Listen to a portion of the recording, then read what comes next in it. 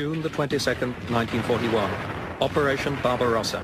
Hitler's offensive takes the German people as well as the Russian army by surprise. From the Baltic to the Black Sea, 3 million German soldiers are moving into position to launch Operation Barbarossa. The most brutal conflict between two nations in recorded history is about to begin.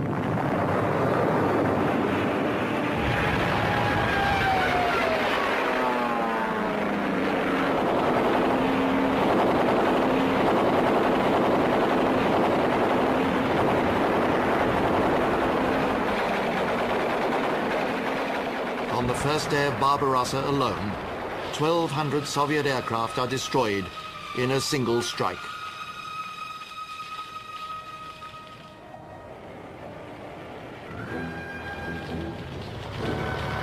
Panzer units sweeping east are already deep inside Soviet territory.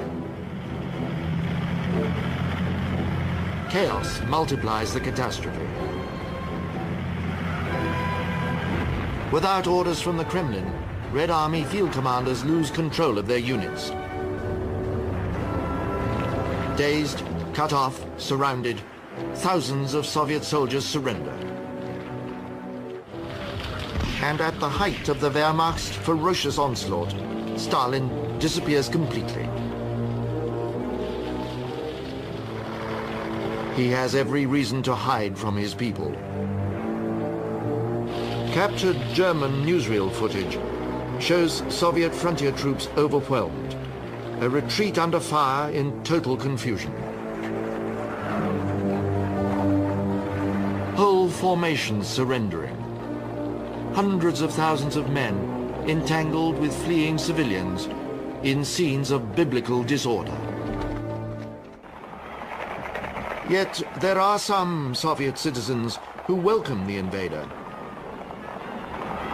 To many in the Ukraine, the arrival of the Germans is a heaven-sent opportunity to throw off Stalin's yoke. Local women bless the Germans as they pass.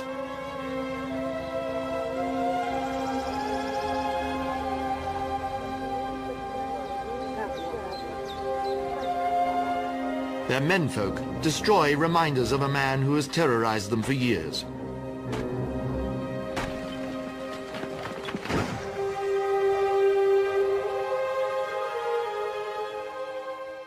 Stalin is above all stunned by the sheer speed of the German advance. Still the Germans drive east. They're at the outskirts of Kiev, Smolensk and Leningrad.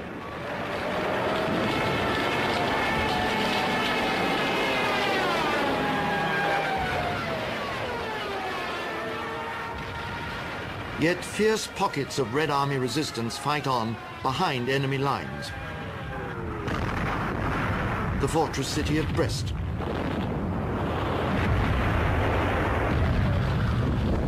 The besieged Red Army garrison fights on and on, for more than a month until they are finally compelled to surrender.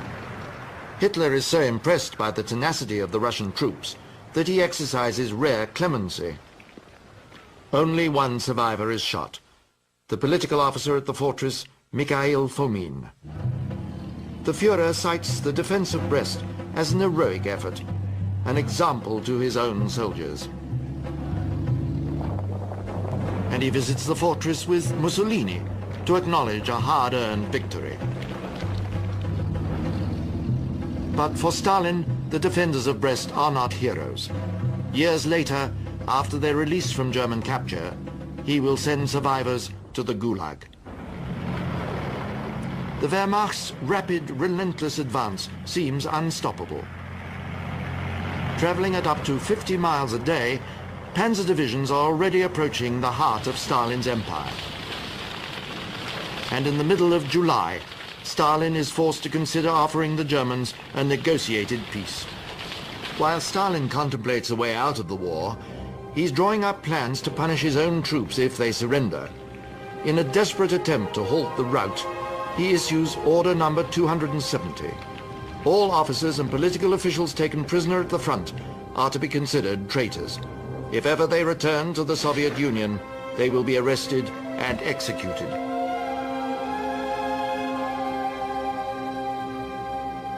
But the barbarity of Order 270 does not stop there. The wives of captured troops also face imprisonment in the Gulag.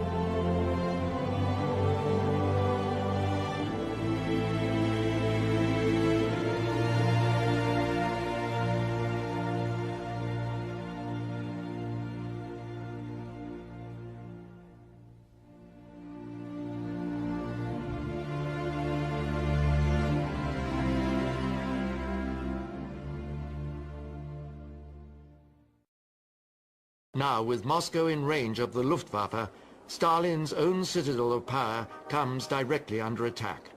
German armies race for the capital. Elsewhere, Army Group North heads for Leningrad. Army Group Center makes a pincer movement towards Smolensk. Army Group South strikes towards Kiev and the Ukraine. The suburbs of Kiev, the beginning of August.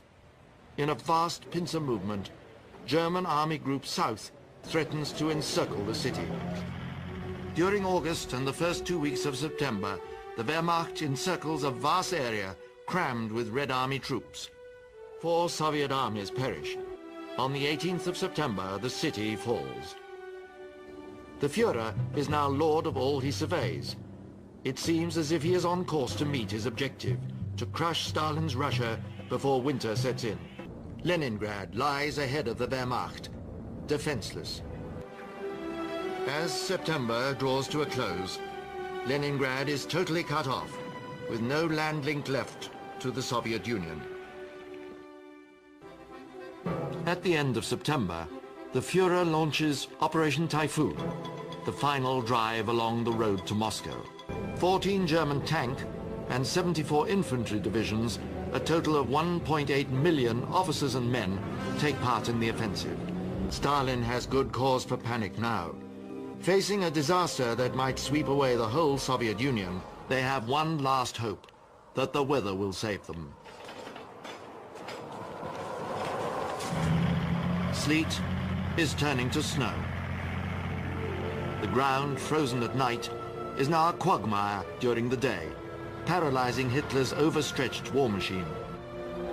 On the 2nd of December, German units reach Krasnaya Polyana, 17 miles from the center of Moscow. As the weather intensifies and temperatures plummet, the bleak truth is time turns decisively against them.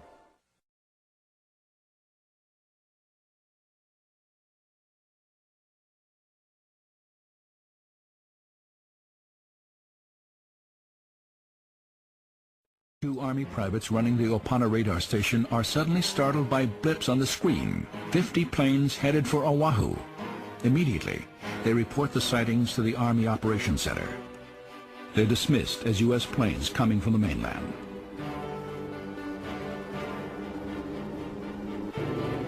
Aircraft designated for the second wave of the attack take off. Messenger boy Tadeo Fuchikami picks up General Marshall's urgent cable for delivery to General Short.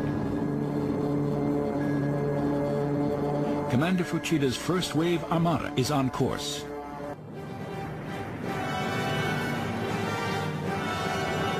Sleepy-eyed sailors and Marines, their breakfast getting cold, mistake the attack for some crazy kind of air raid drill.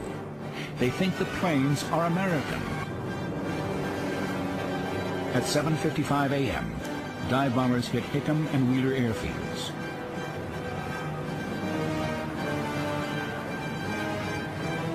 Two minutes later, torpedo planes start their run on Battleship Row. 3 minutes later, zero strafe other air bases. It's Fushida's first wave of aircraft that hits the Arizona, which erupts like a volcano.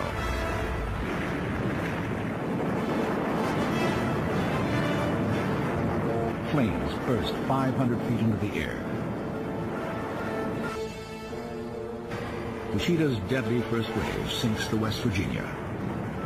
Now the Oklahoma, a battle wagon moored outboard of the USS Maryland, shudders with torpedo hits. She begins listing and capsizes. More torpedoes rip into the battleships California and Nevada.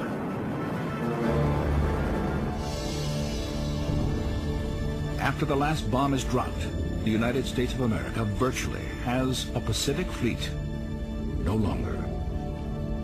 8 battleships, 3 cruisers, 3 destroyers, and 4 auxiliary ships are sunk or damaged. Some 350 planes are damaged or destroyed. By mid-afternoon, the Western Union messenger delivers General Marshall's urgent top-secret warning.